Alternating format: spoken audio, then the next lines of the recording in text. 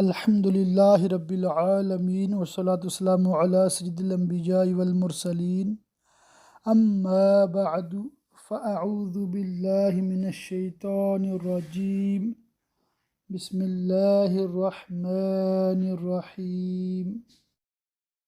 سبق نمبر 37 حدیث نزہۃ القاری شرح بخاری۔ اس میں انشاء اللہ تعالی ہم صفحہ نمبر 468 468 سے پڑھیں گے۔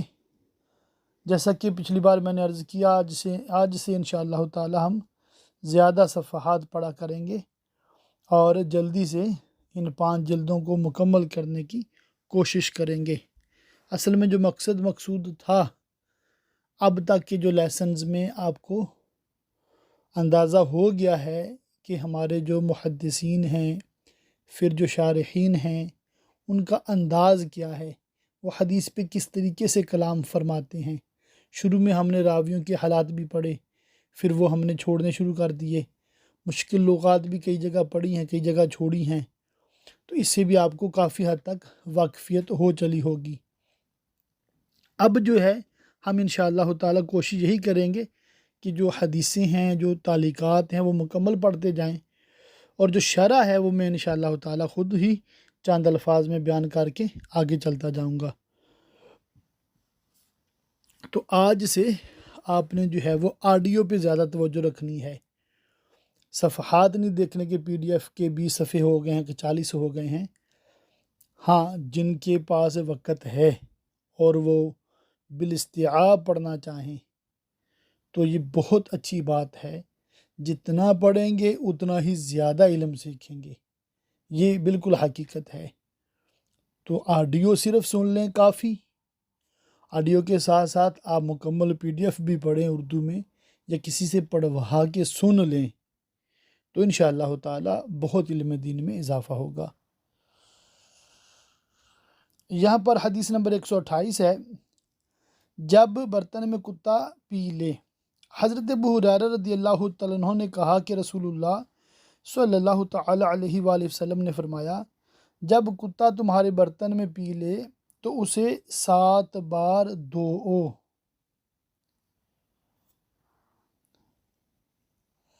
یہاں سے یہ فقہ حنفی کا مسئلہ ہے۔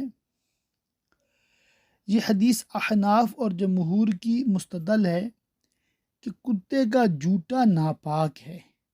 اگر ناپاک نہ ہوتا تو ایسے برتن کو دھونے کا وہ بھی 7 بار حکم نہ ہوتا۔ اس کا جواب کچھ لوگوں نے یہ دیا کہ یہ دھونا بطور نظافت کی ہے، لیکن جو حدیث کی روح سمجھتے ہیں وہ اپنی حس سلیم سے یقین کریں گے کہ اس برتن کے دھونے کا حکم بطور نظافت کے نہیں، ناپاکی دور کرنے کے لیے ہے۔ تو اس کے حوالے سے پھر مزید یہ شرح چلتی ہے، اور ایک جدید تحقیق وہ انشاءاللہ تعالی میں پڑھ کے سناتا ہوں۔ مفتی شریف الحق امجدی صاحب علیہ رحمہ فرماتے ہیں صفحہ نمبر 470 پر، میں نے علماء سے سنا ہے کہ موجودہ دور میں خوردبین سے یہ معلوم ہوا کہ کتے کے لعاب یعنی تھوک سلائیوا، لعاب میں مضر جراثیم ہوتے ہیں، پوائزنس جیمز ہوتے ہیں جو پانی میں مل کر برتن سے چپک جاتے ہیں۔ تجربے سے ثابت ہوا کہ بغیر 7 بار دھوئے ہوئے دور نہیں ہوتے۔ 6 بار بھی دھو کر دیکھا تو یہ جراثیم موجود تھے۔ اسی حدیث کی بنا پر امریکہ کا ایک ڈاکٹر مشرف با اسلام ہو گیا کہ تمام دنیا مادی وسائل کے باوجود صدیوں تک جس کا پتہ نہیں چلا سکی، وہ حضور اقدس صلی اللہ علیہ وآلہ وسلم نے اپنی غیب بین نظروں سے دیکھا اور دنیا کو اس کے ازالے کی ترکیب بھی بتا دی۔ یہ بات اگر صحیح ہے تو 7 بار دھونے کا حکم ان جراثیم سے بچنے کے لیے بطور حفظان صحت طباً ہے، یعنی میڈیکلی ہے، یہ تشریعی حکم نہیں۔ حضرت مالکیہ اپنی صفائی میں یہ کہہ سکتے ہیں، مگر ہم مسلم شریف کی روایت سے ثابت کر آئے ہیں کہ کتے کے منہ ڈالنے سے برتن میں جو ہوتا ہے وہ ناپاک ہو جاتا ہے، تو مطلقاً دھونے کا حکم کو طبی نقطہ نظر سے نہیں کہہ سکتے۔ یہ کہہ سکتے ہیں کہ 7 بار عدد کی تعیین طبی نقطہ نظر سے ہے، رہ گیا دھونے کا حکم تو یہ تشریعی ہے۔ تو یہ مطلب ایک سائنٹیفکلی بات تھی جو میں نے آپ لوگوں سے شیئر کی۔ آگے حدیث نمبر 129 ہے، ایک شخص نے ایک کتا دیکھا کہ وہ گیلی مٹی چاٹ رہا تھا۔ یہ ٹائٹل ہے۔ حدیث ہے، حضرت ابو ہریرہ رضی اللہ تعالیٰ عنہ نبی صلی اللہ تعالیٰ علیہ وسلم سے روایت کرتے ہیں کہ آپ نے فرمایا، ایک شخص نے ایک کتے کو دیکھا کہ پیاس کی وجہ سے گیلی مٹی چاٹ رہا ہے، تو اس شخص نے اپنے موزے کو لیا، یعنی جوتے کو لیا، جس میں پانی بھر کر اس کتے کے منہ میں چلو سے ڈالتا رہا، یہاں تک کہ کتے کو سیراب کر دیا۔ یا تو اللہ عز و جل نے اسے قبول فرما لیا اور اسے کتے کو سیراب کر دیا، تو اللہ تعالیٰ نے اسے قبول فرما لیا اور اسے جنت میں داخل فرما دیا۔ اچھا، تکمیل میں لکھا ہے کہ بخاری کے دوسرے بواب میں یہ حدیث یوں ہے، ایک شخص کہیں جا رہا تھا، اسے سخت پیاس لگی تو یہ ایک کنویں میں اترا اور اس کا پانی پیا، نکلا تو دیکھا ایک کتا سخت پیاس کی وجہ سے ہانپ رہا ہے اور نم مٹی چاٹ رہا ہے۔ اس شخص نے اپنے جی میں کہا، جس حال کو میں پہنچ گیا تھا یہ بھی اسی حال کو پہنچ گیا ہے۔ پھر کنویں میں اترا اور اپنے موزے کو پانی سے بھر کر منہ میں دبا لیا اور چڑھ کر باہر آیا اور کتے کو پانی پلایا۔ اللہ عز و جل نے اسے قبول فرما لیا، اسے بخش دیا۔ لوگوں نے عرض کیا، یا رسول اللہ، کیا جانوروں کے ساتھ نیکی کرنے میں ثواب ہے؟ فرمایا، ہر تر جگر والے میں اجر ہے۔ کتاب الانبیاء ذکر بنی اسرائیل میں ہے کہ یہ بنی اسرائیل کی ایک بدکار زیناکار عورت کا واقعہ ہے۔ اللہ اکبر، کہ ایک بدکار اور بد چلن عورت نے کتے کو پانی پلایا تو اللہ پاک نے اس کی وجہ سے اس کی بخشی فرما دی۔ اچھا، حدیث نمبر 130 ہے،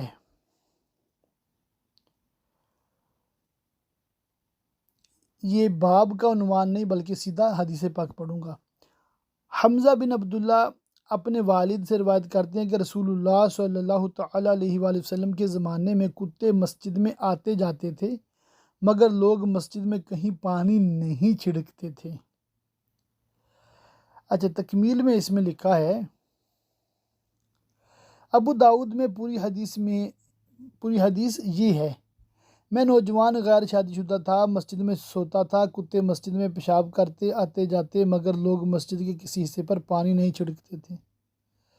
حضرت عبداللہ بن عمر کی شادی ہو گئی تو پھر وہ گھر سونے لگے۔ امام بخاری کا مقصود یہ ہے کہ کتے پاک ہیں اور ان کا لعاب بھی پاک ہے، اس لیے کہ کتے اگر ناپاک ہوتے تو انہیں مسجد میں کبھی بھی آنے نہ دیا جاتا۔ کتے جب چلتے ہیں تو زبان منہ سے باہر نکال کر چلتے ہیں، اس لیے ان کے منہ سے لعاب کا گرنا اغلب ہے۔ اگر ان کا لعاب ناپاک ہوتا تو انہیں مسجد میں نہ آنے دیا جاتا۔ دیکھیں، اتنی بات تو صحیح ہے کہ کتا نجس العین نہیں، مگر یہ کہ اس کا لعاب بھی پاک ہے، یہ اس حدیث سے بھی ثابت نہیں ہوتا۔ یہ ہم احناف کا بھی جواب ہے امام بخاری علیہ رحمہ کی بارگاہ میں۔ اولاً یہ ضروری نہیں کہ وہ مسجد میں گزرتے وقت لعاب ضرور ہی ٹپکائیں، اور مسجد اصل میں پاک تھی، محض شبہ سے ناپاک نہ ہوگی۔ ثانیاً، جب حدیث 128 سے صراحتاً ثابت ہو گیا کہ کتے کا جوتا ناپاک ہے تو محض ایک احتمال موہوم سے اس کی طہارت ثابت نہ ہوگی۔ ثالثاً، ابو داؤد اسماعیلی ابو نعیم بہقی کی روایت میں، کیا کوئی صاحب اس کی ہمت کر سکتے ہیں کہ کہہ دیں کتے کا پیشاب بھی پاک ہے؟ بات اصل یہ ہے کہ زمین پر اگر نجاست گری اور وہ سوکھ جائے تو زمین پاک ہو جاتی ہے۔ چونکہ مسجد اقدس کی زمین سوکھ کر پاک ہو جاتی تھی، اس لیے اس پر پانی نہیں ڈالتے تھے۔ یہی حدیث اس کی دلیل ہے، اس لیے کہ کتے کا پیشاب بالاتفاق ناپاک ہے اور کتے مسجد میں پیشاب کرتے تھے۔ اگر سوکھنے سے حصہ پاک نہ ہو جاتا تو لازم آئے گا کہ حضور اقدس اور صحابہ کرام مسجد کو ناپاک رہنے دیتے تھے۔ ایک حدیث پاک میں ہے، زمین کی پاکی اس کا سوکھنا ہے۔ اچھا، یہ جو ہے نا ساری بات، اس میں اصل وجہ کیا تھی؟ دیکھیں، یہ واقعہ جو تھا نا کتے مسجد میں آنا، یہ ابتدا کا واقعہ ہے جب مسجد میں دروازے بھی نہیں تھے، ٹھیک ہے؟ اور عبداللہ بن عمر فرماتے ہیں میں نوجوان غیر شادی شدہ تھا، مسجد میں سوتا تھا، ظاہر ہے کہ یہ کتوں کی آنے جانے پیشاب کرنے کی بات انہیں جام کی کر رہے ہیں، اس لیے بلا شبہ یہ ابتدا کا قصہ ہے۔ اس حدیث پاک سے ہمیں یہ سیکھنا سمجھنے کو ملا ہے کہ اگر کتا زمین پہ پیشاب کر دے اور وہ جگہ خشک ہو جائے، مٹی پہ پیشاب کیا اور وہ خشک ہو گئی، دھویا نہیں آپ نے، نہ ہی اس مٹی کو اکھاڑ کے پھینکا ہے، وہ بالکل خشک ہو گئی ہے، تو اب وہ پاک ہے۔ زمین کیا ہے؟ پاک ہے، اس کے اوپر نماز پڑھ سکتے ہیں، ہاں تیمم نہیں کر سکتے۔ یہ ہر نجاست کا حکم ہے۔ گھر میں جیسے مٹی والا فرش یا کسی کا پاکستان میں جیسے ہوتے ہیں، تو بچے نے پیشاب کر دیا، اب وہ پیشاب کا نشان بھی ختم ہو گیا، بالکل خشک ہوگی جگہ، تو وہ پاک ہے۔ یہ ایک بہت بڑا مسئلہ آج آپ کا حل ہوا بخاری شریف کی حدیث پاک کے تحت۔ حدیث نمبر 131 ہے، حضرت عدی بن حاتم رضی اللہ تعالیٰ عنہ نے کہا میں نے نبی سے تو آپ نے فرمایا جب تم اپنے سدھائے ہوئے کتے کو چھوڑو اور اس نے مار ڈالا تو شکار کھاؤ، اور جب خود کھا لے تو نہ کھاؤ، اس لیے کہ اب معلوم ہو گیا کہ اس نے اپنے لیے شکار کیا تھا۔ میں نے عرض کیا میں اپنے کتے کو چھوڑتا ہوں لیکن کبھی شکار کے پاس دوسرا کتا بھی موجود پاتا ہوں۔ فرمایا اب مت کھاؤ، تو نے بسم اللہ اپنے کتے پر پڑھی ہے نہ کہ دوسرے کتے پر۔ اچھا، یہ عدی بن حاتم، یہ حاتم تائی کے بیٹے، یہ آپ نے سیرت کے بیان میں ان کا واقعہ سنا ہوگا، اور وہاں پر ان کی تفصیل بھی موجود ہے کس طرح ان کی بہن نے ان کو مسلمان کیا۔ اچھا، اس حدیث پاک سے جو ہمیں سیکھنے اور سمجھنے کو ملا ہے وہ یہ ہے، شکاری جانور سدھایا ہوا ہو، کتے چیتے درندوں کے سدھائے جانے کی علامت یہ ہے کہ 3 بار شکار کرے اور شکار میں سے کچھ نہ کھائے۔ شکرے باز شکاری پرندوں کے سدھائے جانے کی نشانی یہ ہے کہ شکار پر چھوڑنے کے بعد بلانے پر فوراً واپس آ جائیں۔ جانور کو شکار پر چھوڑنے والا مسلمان یا اہل کتاب میں سے ہو، مشرک مجوسی دہریے مرتد نے چھوڑا تو حرام جانور نے خود شکار نہ کیا ہو بلکہ اسے شکار پر چھوڑا گیا ہو۔ ارسال یعنی چھوڑنے کے وقت بسم اللہ پڑھی ہو، اور اگر بھول کر بسم اللہ نہیں پڑھی تو حلال ہے، اور یاد ہوتے ہوئے قصدن نہیں پڑھی تو حرام۔ اچھا، چوتھی شرط ہے شکاری جانور نے شکار پکڑنے کے بعد اس میں سے کچھ کھایا نہ ہو۔ اگر ان 4 شرطوں میں سے ایک بھی مفقود ہو تو شکار حرام ہو جائے گا۔ اچھا، آگے تعلیق آتی ہے، اور عطا نے کہا جس کے پاخانے کے مقام سے کیڑا یا پیشاب کے مقام سے جوؤں کے مثل نکلے تو وہ وضو دوبارہ کرے۔ اچھا، اس میں ہمارا جواب یہ ہے کہ اس سے جو ہے وہ وضو ٹوٹتا ہے۔ اس کے متعلقہ جو ہے حدیثیں یہاں پر لائے ہیں، صفحہ نمبر 480 پر تعلیق ہے، اور حضرت حسن بصری نے فرمایا اگر کوئی اپنا بال یا ناخن کاٹے یا موزہ اتارے تو اس پر وضو نہیں۔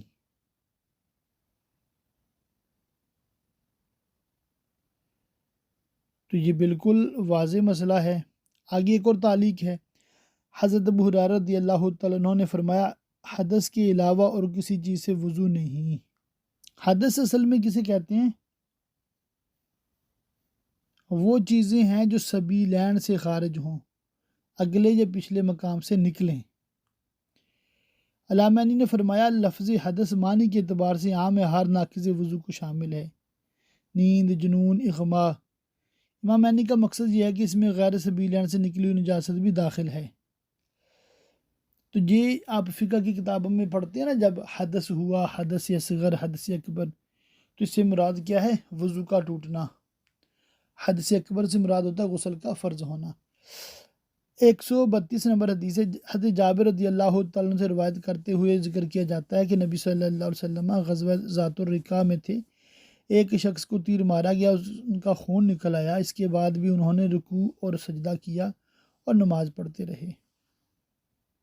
یہاں پر احناف کا اور شوافی کا جو ہے نا اختلاف ہے۔ احناف کیا کہتے ہیں، ہمارا مذہب یہ ہے کہ سبیلین کے علاوہ بھی کہیں سے خون یا کوئی نجاست نکلے تو وہ ناقض وضو ہے۔ ہماری دلیل حضرت فاطمہ رضی اللہ تعالیٰ عنہ کی حدیث ہے، جسے ام المومنین حضرت عائشہ صدیقہ رضی اللہ تعالیٰ عنہ نے روایت کیا کہ فاطمہ بنت، یہ نام مجھے صحیح طرح نظر نہیں آ رہا، خدمت اقدس میں حاضر ہوئیں، عرض کیا یا رسول اللہ مجھے استحاضہ کی بیماری ہے، کسی وقت خون بند ہی نہیں ہوتا، کیا نماز چھوڑ دوں؟ فرمایا یہ حیض نہیں، رگ کا خون ہے، جتنے دنوں حیض کی عادت تھی ان کو چھوڑ کر بقیہ دنوں میں نماز پڑھو، ہر نماز کے وقت خون دھو لو اور تازہ وضو کرو۔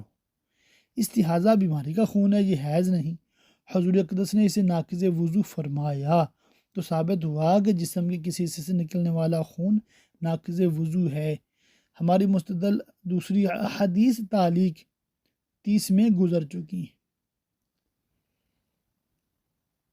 آگے تعلیق نمبر 34 ہے، حضرت حسن بصری نے کہا مسلمان ہمیشہ اپنے زخموں میں نماز پڑھتے رہے۔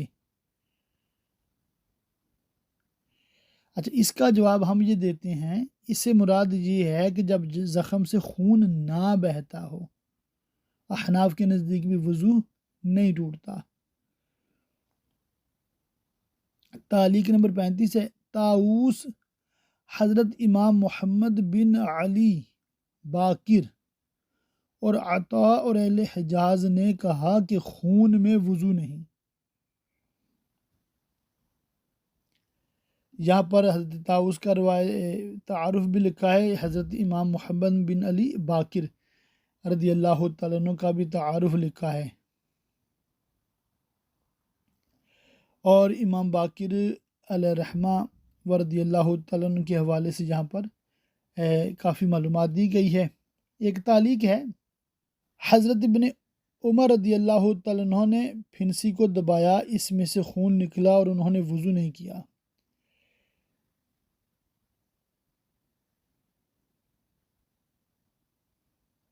ایک اور تعلیق ہے، حضرت ابن ابی اوفا رضی اللہ تعالیٰ عنہ نے خون تھوکا اور نماز بدستور پڑھتے رہے۔ دیکھیں ان تینوں تعلیقات کو امام بخاری کیوں لائے ہیں؟ وہ فرمانا چاہتے ہیں کہ خون نکلنے سے وضو نہیں ٹوٹتا، حالانکہ خون نکلنے سے وضو ٹوٹ جاتا ہے، ٹھیک ہے؟ اور یہ جو تعلیقات امام بخاری لائے ہیں کیونکہ ان کو حدیث ملی نہیں ہے اس موضوع پہ، تو کسی تابعی یا صحابی کا قول انہوں نے نقل کر دیا۔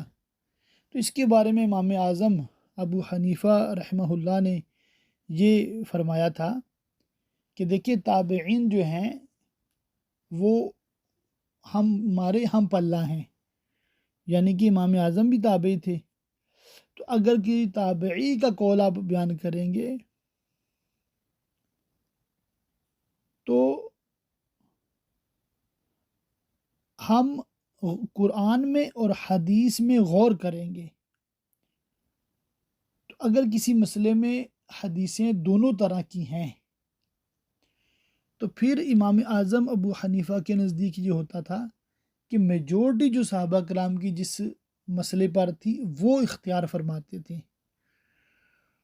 تو یوں مطلب کہ اس میں امام بخاری علیہ رحمہ، جیسا کہ میں نے شروع میں بھی عرض کیا تھا آپ لوگوں کو کہ یہ شافعی ہیں، اور شافعیوں کے نزدیک یہ مسئلہ ہے کہ جسم پہ کٹ وغیرہ لگے خون بہہ جائے تو اس سے وضو نہیں ٹوٹتا، شافعیوں کا مسئلہ ہے۔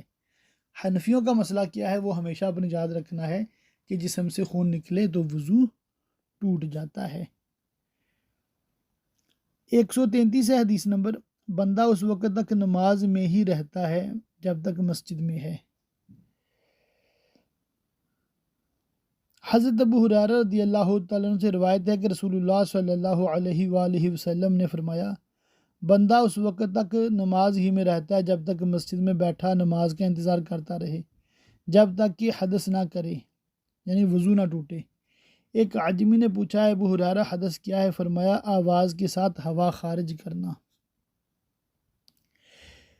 حدیث نمبر 134 ہے مزی کا حکم۔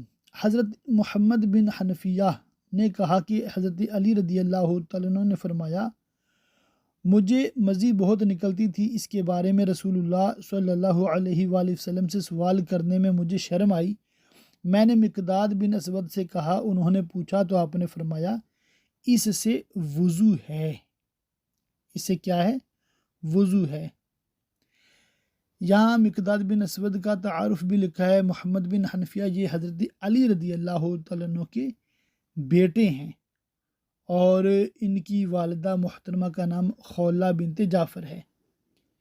یہ علم و فضل میں بہت مشہور تھے اور بہت قوی تھے۔ اچھا، یہاں پر کہنے کا مقصد اور مقصود کیا ہے؟ ایک شرعی مسئلہ بتانا ہے۔ وہ یہ ہے کہ جب مرد کو یا عورت کو شہوت ہو نا، تو اس وقت جو قطرے نکلتے ہیں ایک ایک کر کے ڈراپس، ان کو مزی کہتے ہیں۔ اس سے کیا ہوتا ہے؟ صرف وضو ٹوٹتا ہے اور جسم اور کپڑے پہ جہاں لگے صرف اتنا حصہ ناپاک ہوتا ہے، غسل فرض نہیں ہوتا۔ حدیث نمبر 135 ہے جب کوئی جماع کرے اور منی نہ نکلے تو وہ وضو کرے۔ زید بن خالد سے مروی ہے، انہوں نے حضرت عثمان بن عفان سے پوچھا آپ جانتے ہیں کہ جب کوئی جماع کرے اور منی نہ نکلے تو کیا کرے؟ حضرت عثمان نے فرمایا نماز کے لیے نماز جیسا وضو کرتا ہے ویسا ہی وضو کرے اور عضو تناسل دھو لے۔ حضرت عثمان نے کہا میں نے رسول اللہ صلی اللہ علیہ وآلہ وسلم سے سنا ہے۔ پھر میں نے زید بن خالد نے، حضرت علی، حضرت زبیر، حضرت طلحہ اور حضرت ابی بن کعب رضی اللہ تعالیٰ عنہم سے پوچھا تو سب نے یہی حکم دیا۔ مسائل: اس حدیث سے ثابت ہوا کہ مزی ناقض وضو ہے، اگرچہ مزی کے نکلنے کا صراحتاً ذکر نہیں، مگر جو صورت مذکور ہے اسے خروج مزی لازم ہے۔ اصل میں اس حدیث پاک کی جو شرح ہے نا، اس میں یہ مسئلہ ہے، یہ آگے آئیں گی حدیث سے حوالے سے، کہ اگر میاں بیوی ہم بستری کرتے ہیں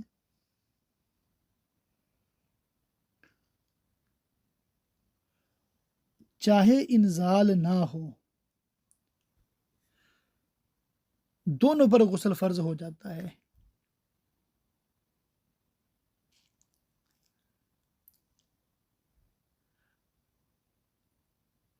ہم بستری کے لیے انزال شرط نہیں ہے، مطلب کہ غسل دونوں صورتوں میں فرض ہو جاتا ہے۔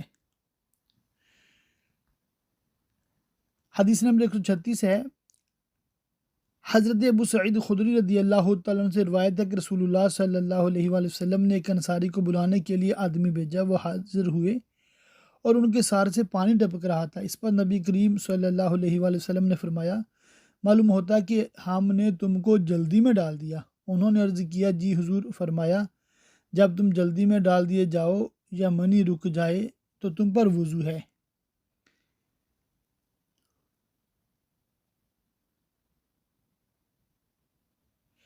یہاں پر بھی یہی مسئلہ بیان کیا جا رہا ہے شرح میں، کہ شروع اسلام میں ایسا تھا کہ صرف وضو فرض ہوتا تھا، غسل فرض نہیں ہوتا تھا۔ بعد میں یہ مسئلہ بیان کیا گیا کہ چاہے انزال ہو یا نہ ہو، جب مرد کا عضو تناسل بقدر حشفہ عورت کی شرمگاہ میں داخل ہو گیا، دونوں پہ غسل فرض ہو گیا۔ حدیث نمبر 137 ہے، موضوع پر مسح کرنا۔ حضرت مغیرہ بن شعبہ رضی اللہ تعالیٰ عنہ سے روایت ہے کہ رسول اللہ صلی اللہ علیہ وآلہ وسلم کے ساتھ ایک سفر میں تھے۔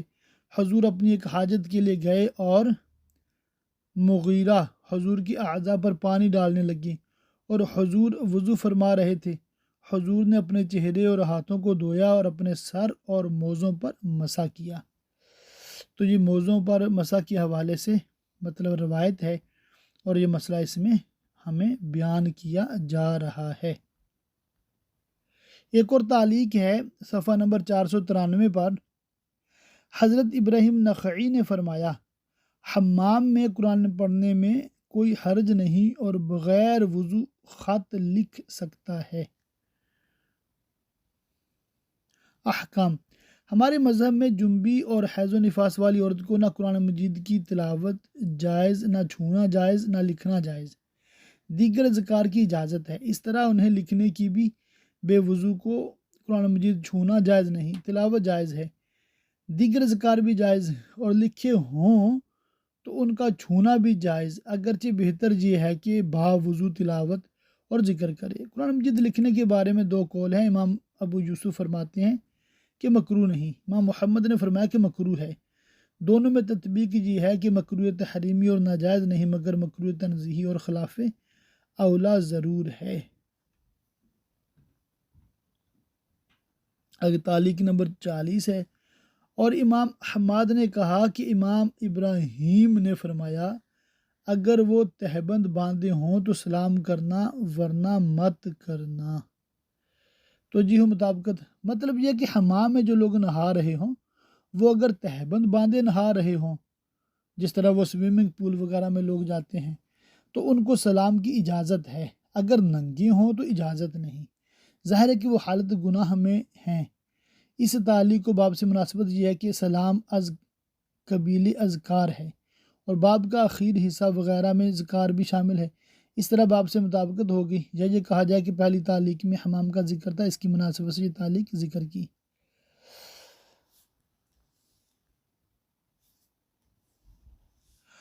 نبی صلی اللہ تعالی علیہ وآلہ وسلم کا سونے کے بعد سورہ آل عمران کی آخری 10 آیات کی قرات فرمانا۔ قریب نے کہا مجھے حضرت عبداللہ بن عباس رضی اللہ تعالیٰ عنہما نے خبر دی کہ وہ نبی صلی اللہ علیہ وآلہ وسلم کی زوجہ حضرت میمونہ رضی اللہ تعالیٰ عنہ اپنی خالہ کی جہاں رات کو رہے۔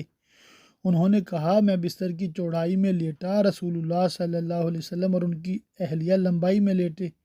رسول اللہ سو گئے جب آدھی رات ہوئی یا اس سے کچھ پہلے یا اس کے کچھ بعد، تو رسول اللہ بیدار ہوئے، پھر بیٹھے اور اپنے ہاتھ سے آنکھیں ملنے لگے تاکہ نیند کا اثر دور ہو جائے۔ سبحان اللہ۔ پھر سورہ آل عمران کی اخیر کی 10 آیتیں پڑھیں، پھر ایک لٹکی ہوئی مشک کے پاس گئے، اس سے خوب اچھی طرح وضو کیا، پھر کھڑے ہوئے نماز پڑھنے لگے۔ حضرت ابن عباس نے کہا پھر میں بھی اٹھا اور جیسے حضور نے کیا تھا میں نے بھی کیا، پھر گیا اور حضور کے پہلو میں کھڑا ہو گیا۔ حضور نے اپنا دایاں ہاتھ میرے سر پر رکھا اور میرا دایاں کان پکڑ کر اینٹھنے لگے۔ حضور نے 2 رکعت پڑھی، پھر 2 رکعت پڑھی، پھر 2 رکعت پڑھی، پھر 2 رکعت پڑھی، پھر 2 رکعت پڑھی، پھر 2 رکعت پڑھی، پھر وتر پڑھے، پھر لیٹے جہاں تک کہ مؤذن حاضر ہوا تو آپ اٹھے، پھر 2 رکعت مختصر پڑھی، پھر آپ باہر تشریف لے گئے اور صبح کی نماز پڑھی۔ سبحان اللہ۔ یہاں پر اصل میں ایک بحث ہے کہ انبیاء کی نیند ناقض وضو نہیں، تو اس کے ضمن میں یہ مطلب مسائل لکھے ہوئے ہیں یہاں پر اسی کے حوالے سے نا۔ ایک تعلیق ہے صفحہ نمبر 501 پر، حضرت امام مالک سے پوچھا گیا کہ بعض سر کا مسح کافی ہے، تو وہ عبداللہ بن زید کی حدیث سے دلیل لائے۔ امام مالک علیہ رحمہ کا یہاں پر تعارف بھی ہے۔ ہمارا احناف کا یہ مسئلہ ہے کہ پورے سر کا مسح کرنا سنت ہے اور سر کے چوتھائی کا مسح کرنا یہ ہے فرض۔ چوتھائی کیسے ہو گئی؟ اگر پورے سر کے 4 حصے کیے جائیں تو 1 حصے کا مسح کرنا ہے، یا اس کو یوں سمجھ لیں کہ اپنا دایاں ہاتھ مثال ہے پورا اچھے طریقے سے دھو کے سر پہ کسی بھی جگہ پہ رکھ دیں تو یہ آپ کے چوتھائی سر کا مسح ہو جاتا ہے۔ تو یہاں پر ہم انشاءاللہ تعالیٰ آج کے سبق کا اختتام کرتے ہیں۔